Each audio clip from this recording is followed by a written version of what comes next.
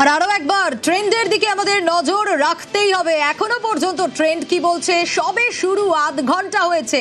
68 আসনে এগিয়ে রয়েছে এনডিএ, সেখানে মহাগঠবন্ধন 43টি আসনে এগিয়ে। অন্যদিকে জনসুরাজ পার্টি 2টি আসনে এগিয়ে। এখনো পর্যন্ত ট্রেন্ড যা বলছে, প্রত্যেকটা মুহূর্তে আগু পিছু প্রত্যেকটা মুহূর্তের আপডেট আমরা আপনাদের সামনে তুলে ধরবো। ইতিমধ্যেই রবি নারায়ণ রয়েছে। এখনো পর্যন্ত লেটেস্ট আপডেট কি পাওয়া যাচ্ছে? কারণ আমাদের প্রত্যেকটা গণনা কেন্দ্র থেকে প্রতিনিধিরা রয়েছেন, সরাসরি নজর রাখবো। রবি নারায়ণ প্রতিনিধি রয়েছেন আমার সঙ্গে। রবি नारायण, अभी क्या अपडेट मिल रही है?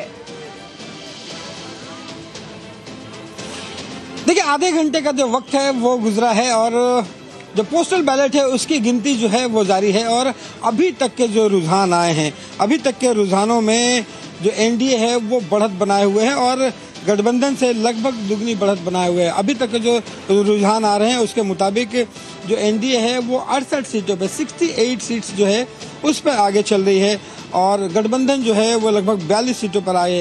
खास करके जन सुराज जो है उसके लिए अच्छी खबर ये है कि जन सुराज जो प्रशांत किशोर की पार्टी है वो 2 सीटों पर आगे चल रही है। और इसमें आपको बता दें कि कई बड़े चेहरे हैं। जीतनराम मांझी की जो बहू हैं दीपा मांझी, वो वहाँ से आगे चल रही है। मैथिली ठाकुर जो है वो गायिका, वो आगे चल रही है। तो अभी तक के जो रुझान है उसके मुताबिक जो है वो लगभग 68 सीटों पर जो एनडीए है वो आगे चल रही है। माना जा रहा है कि अगले 10 मिनट के बाद जो है वो ईवीएम की गिनती जो है वो शुरू होगी और उसके बाद देखना होगा कि यहाँ पे कैसे कैसे जो तस्वीरें हैं वो बदल रही है। हर पार्टी कार्यालय में आपको बता दें, हर पार्टी कार्यालय में तमाम लोग जो हैं वो टीवी पर नजरें बनाए हुए हैं और एक एक पल की जो खबरें हैं वो ले रहे हैं। जी रवि नारायण, एक बात आपसे पूछना चाहेंगे। एसआईआर के बाद ये वोट हो रहा है बिहार में और रिकॉर्ड वोट पड़ा है। ये पॉलिटिकल पार्टी के नेता लोग कैसे देख रहा है ये विषय को?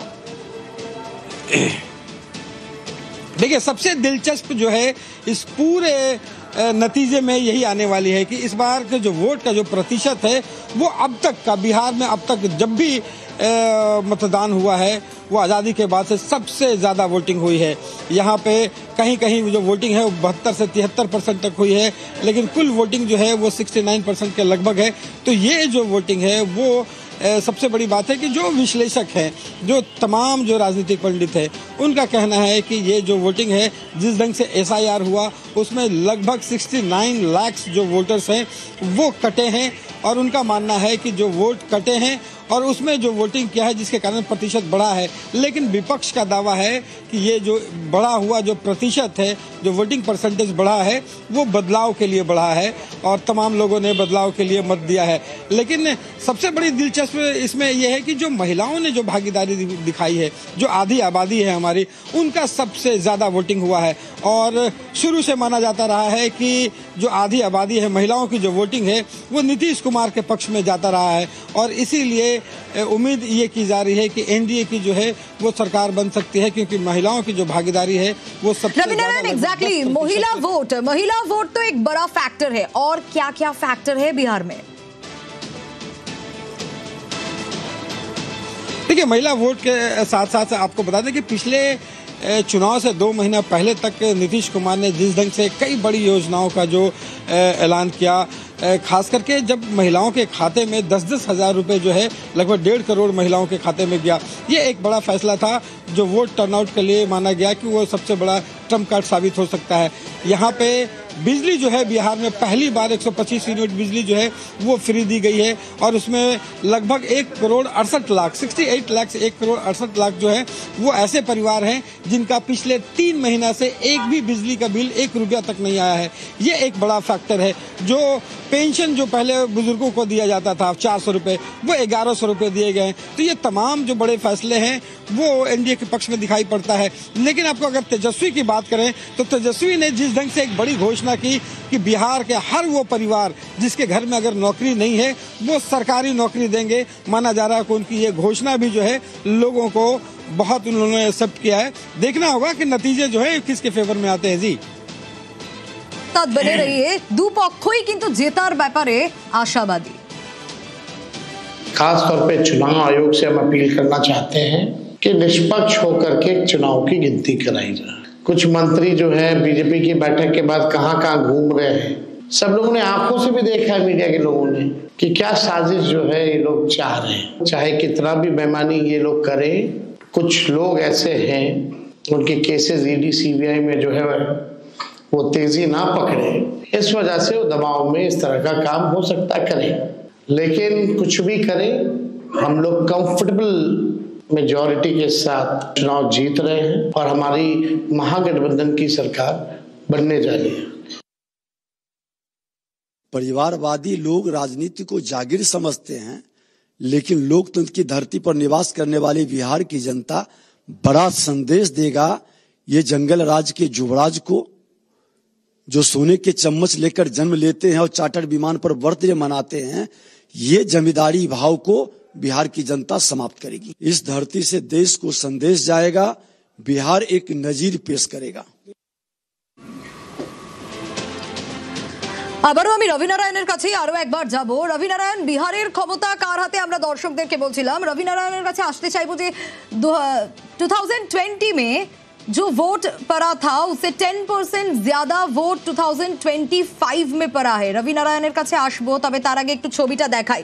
46টি গণনা কেন্দ্রে একেবারে কড়া নজরদারি। 2613 প্রার্থীর ভাগ্য নির্ধারণ হচ্ছে। বিহারের মুজাফফরপুরের ছবি আপনাদের দেখাচ্ছি। ভোট গণনা শুরু হয়ে গেছে 8টা থেকে, আর 8:36 বেজে গেছে, 36 মিনিট হয়ে গেছে। ট্রেন্ড যা বলছে প্রত্যেকটা মুহূর্তের আপডেট আমরা আপনাদের সামনে তুলে ধরছি। আবারও রবি नारायণের কাছেই আসবো। रवि नारायण, 2020 में जो वोट परसेंटेज था उससे 10% ज्यादा 2025 में है। इस पॉलिटिकल पार्टीज कैसे दिख रहा है इस विषय को, और उससे भी ज्यादा ये क्या एंटी इनकम्बेंसी है या सरकार की तरफ जाएगा ये? जी बिल्कुल, और सबसे बड़ा सवाल जो इस बार यही बना है कि जिस तरीके से 10% जो है उसका जो वोट का जो परसेंटेज है वो बढ़ा है, और माना जा रहा है ये कि ये प्रतिशत जो है वो कहीं ना कहीं जो विश्लेषक हैं वो कह रहे हैं कि जिस तरीके से नीतीश कुमार ने काम किया है, हालांकि पहले एंटी इनकम्बेंसी की बात की जा रही थी कि एंटी इनकम्बेंसी जो है वो ज़रूर दिखाई पड़ेगा, लेकिन पिछले कुछ महीनों में जिस ढंग से नीतीश कुमार ने घोषणाएं की हैं, जिस तरीके से सीधे खाते में पैसे गए हैं, माना जा रहा है कि उनके पक्ष में जा सकता है। लेकिन जैसे तेजस्वी यादव के उम्मीद है कि हमेशा से देखा जाता रहा है कि जब 10% से ज्यादा वोट मिलता है तो वो सरकार बदलाव की होती है, लेकिन सबसे ज्यादा बड़ा फैक्टर जो है वो एसआईआर का है।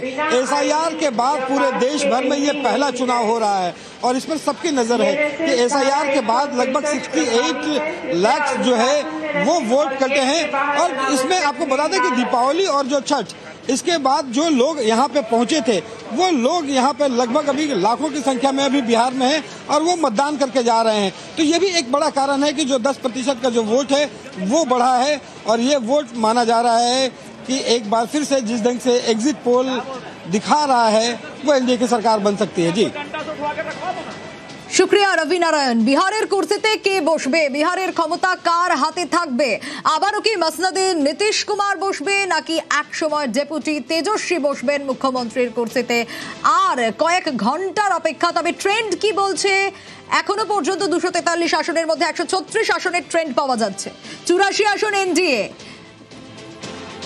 49 আসনে মহাগঠবন্ধন। যদিও এটা একেবারেই প্রাথমিক ট্রেন্ড, কারণ সবে 38 মিনিট হয়েছে, এখনই কিচ্ছু বলা যায় না, এখনো অনেকগুলো ঘন্টা বাকি রয়েছে।